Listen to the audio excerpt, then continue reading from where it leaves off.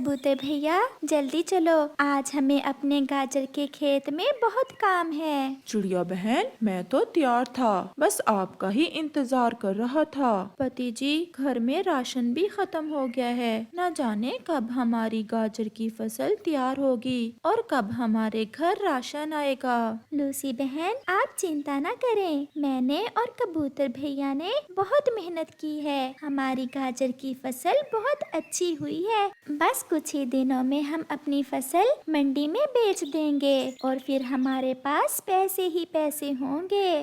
फिर चिड़िया और कबूतर अपने घर से निकलते हैं। चिड़िया नदी से पानी ला ला कर गाजरों के पौधों को डालती है, जबकि कबूतर गाजरों के पौधों में गैर जरूरी जड़ी बूटियों को निकालता है। वो सारा दिन काम करते हैं। मंडी में बैठे हुए कालू कौवा और चील भी आपस में सलाह करते हैं। चील दी, इस बार हम पक्षियों से गाजर की फसल बहुत कम दामों में खरीदेंगे। मुझे सब पता है, जब पक्षियों की गाजरें खराब होंगी तो वो मुफ्त में हमें देकर जाएंगे, फिर हमें पैसे भरने की क्या जरूरत। चिड़िया और कबूतर की फसल भी तैयार होने ही वाली है। बहुत आशाएं लगाई हुई हैं उन्होंने अपनी गाजर की फसल से, परंतु वो ये नहीं जानते कि हम भी बहुत चातर व्यापारी हैं, हम तो मुफ्त का माल ही खरीदेंगे। फिर कुछ दिनों बाद चिड़िया और कबूतर रात को अपने घर में बैठे हुए थे और जंगल में तेज बारिश हो रही थी। कबूतर भैया, इस बारिश से जमीन नरम हो जाएगी और हम कल ही अपनी गाजर की फसल जमीन से निकाल लेंगे। इस काम में मैं भी आपकी मदद करूंगी, हम सब मिलकर काम जल्दी कर लेंगे। वो सब बहुत खुश थे। चिड़िया, आप कल बैलगाड़ी लेकर आना, मैं और लूसी जाकर गाजरें निकाल निकाल कर इकट्ठी करेंगे। फिर सुबह हो जाती है, बारिश भी रुक गई थी। लूसी कबूतरी और उसका पति अपनी गाजर की फसल को इकट्ठा कर रहे थे। चिड़िया भी अपनी बैलगाड़ी जोतकर वहां आ जाती है। शाम से पहले पहले हम आधी फसल मंडी ले जाएंगे और बाकी जो बचेगी वो हम कल ले जाएंगे। हमारी गाजरें बहुत मीठी और स्वादिष्ट हैं, अच्छे दाम मिलेंगे हमें गाजरों के। मैंने अभी खाद के पैसे भी देने हैं, कई दोस्तों से मैंने पैसे उधार लिए हुए हैं। आप चिंता ना करो कबूतर भैया, हम अपनी गाजरें बेचकर सबका हिसाब बराबर कर देंगे। फिर वो सब अपनी गाजरें बैलगाड़ी पर रखकर मंडी की तरफ चले जाते हैं। चातर व्यापारी बैठे उनका ही इंतजार कर रहे थे। हम यहाँ अपनी गाजरें बेचने आए हैं, हमारी गाजरें बहुत मीठी हैं और लंबी भी। फिर हम क्या करें? मंडी में ग्राहक बहुत कम हैं, तुम्हारी सारी गाजरें केवल 100 रुपए में ही खरीदूंगा। क्या इतने में तो हमारा मोल भी पूरा नहीं होगा? हमने तो बहुत मेहनत की है इन गाजरों पर। तो फिर जाओ कहीं और बेच लो। फिर चिड़िया, कबूतर और लूसी थोड़ा आगे चील के पास जाते हैं। क्या गाजरें बेचने आए हो? जी जी चील दी, आप देख सकती हैं, हमारी गाजरें बहुत अच्छी क्वालिटी की हैं। इतने में कौवा भी सीटी बजाकर चील को संकेत देता है, जिसे चील समझ जाती है।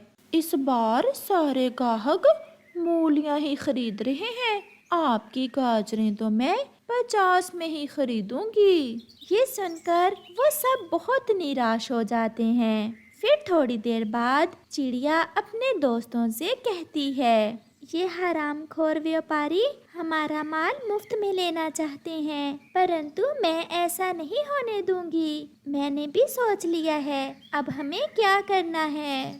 फिर चिड़िया जंगल के रास्ते में गाजरों का जूस बेचने वाली मशीन लगा लेती है, जहां वो संतरे का रस मिलाकर गाजर का जूस तैयार करती। सब पक्षियों को गाजर का जूस बहुत पसंद आता है। ऐसे चिड़िया और कबूतर अपनी बुद्धि से काम लेते हैं और अपनी फसल को ठीक इस्तेमाल करते हैं। लूसी बहन, इतना मुनाफा तो हमें मंडी में गाजरें बेचने से भी नहीं होने वाला था जितना हमें अब हुआ है। ऐसे मुफ्तखोर व्यापारियों का अच्छा इलाज किया है हमने।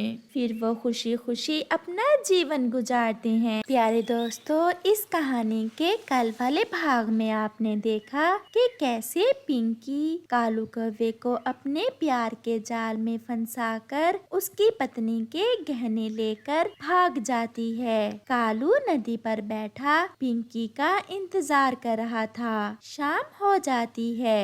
अभी तक पिंकी लौटी नहीं। सब ठीक हो? कहीं पिंकी मुझे धोखा? नहीं नहीं, पिंकी ऐसा नहीं कर सकती। पिंकी ऐसा नहीं कर सकती।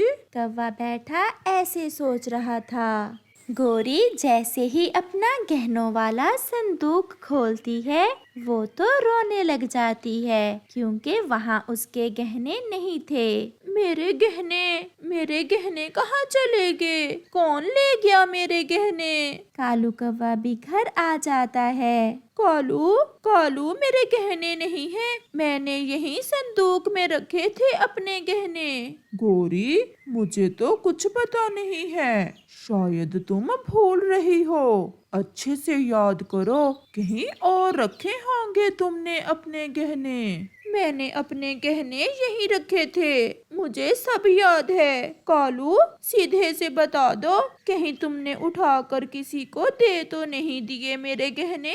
गोरी, मुझ पर शक ना करो, मैं कुछ नहीं जानता। कालू ऐसे झूठ बोलता है। दूसरे रोज कालू कौवा पक्षियों से पूछता हुआ उस जगह पर जाता है जहाँ पिंकी कौवी रहती थी। सुनिए बुलबुल बहन, यहाँ एक पिंकी नाम की कौवी रहती थी। वो कहाँ गई है? पिंकी?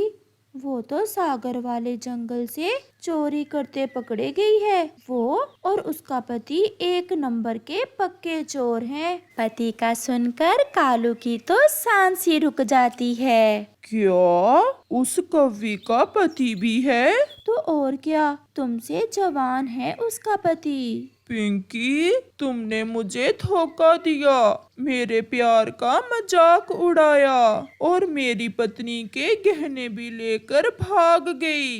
तुमने क्यों किया? ऐसा क्यों किया?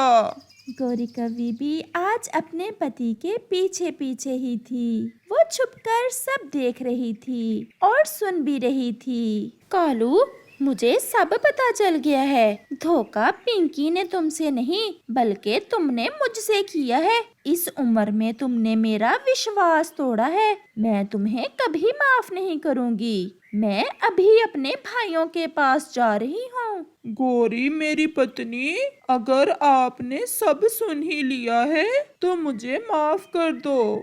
मैं फिर कभी ऐसा नहीं करूँगा। मैं भूल गया था। और मेरे सोने के गहने चुराकर उस कव्वी को दे दिए। तुम चिंता ना करो गोरी, मैं उसे ढूंढ लूंगा। अगर उस कौवी ने मुझे धोखा दिया है तो मैं भी उसे नहीं छोड़ूंगा। चलो हम जल्दी से चिड़िया के पास जाते हैं। कालू, इसमें बड़ी गलती तो तुम्हारी है जो तुम अपनी पत्नी के होते हुए इस उम्र में इश्क लड़ाते फिर रहे हो। चिड़िया बहन, मुझे माफ कर दो। बस अब किसी तरह गोरी के गहने ढूंढने में मेरी मदद करो। चिड़िया बहन, वो गहने मेरी माँ की निशानी थी। मैं कालू को कभी माफ नहीं करूँगी अगर मेरे गहने ना मिले तो। चलो कालू, दूसरे जंगल में। वो क्यों चिड़िया बहन? वो कव्वी गहने लेकर जरूर दूसरे जंगल में तोते सुनार के पास ही बेचने के लिए जाएगी। हम उसे पकड़ लेंगे। फिर कौवा और चिड़िया दूसरे जंगल जाते हैं। पिंकी, अब हम ये गहने बेचकर अपना एक नया घर बनाएंगे और फिर से किसी नए कालू की खोज में निकलेंगे। पिंकी, जब तक कालू जैसे बुढ़े कौवे जिंदा हैं, हमारा धंधा चलता ही रहेगा। फिर पिंकी और उसका पति वो गहने लेकर बेचने जाते हैं। गहने तो सच में कीमती हैं। कितने में रखोगे मिठू?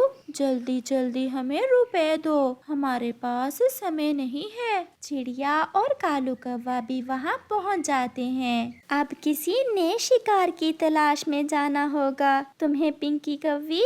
तोते भैया, ये पिंकी फ्रॉडन है, फ्रॉडन। ये मेरे गहने हैं। पिंकी और उसका पति तो डर जाते हैं। पिंकी, तुमने मुझे धोखा दिया। मुझे अपने प्यार के जाल में फंसाकर मेरी पत्नी के गहने ही चुरा लाई। पति जी, हम पकड़े गए हैं। मैं अभी पुलिस को बुलाता हूँ। कालू जी, हमें माफ कर दो, हम यहाँ से बहुत दूर चले जाएंगे। कालू, अब चलो और फिर से कभी ऐसी कौवी के जाल में ना फंस जाना। पिंकी, तुमने मेरी आंखें खोल दी और मुझे पता चल गया कि मेरी पत्नी, जिसे मैं डायन कहता था, वही मेरी जान है, वही मेरी जिंदगी है। फिर चिड़िया और कौवा अपने गहने लेकर वापस चले जाते हैं और कौवा सुधर जाता है और अपनी पत्नी से बहुत प्यार करने लग जाता है।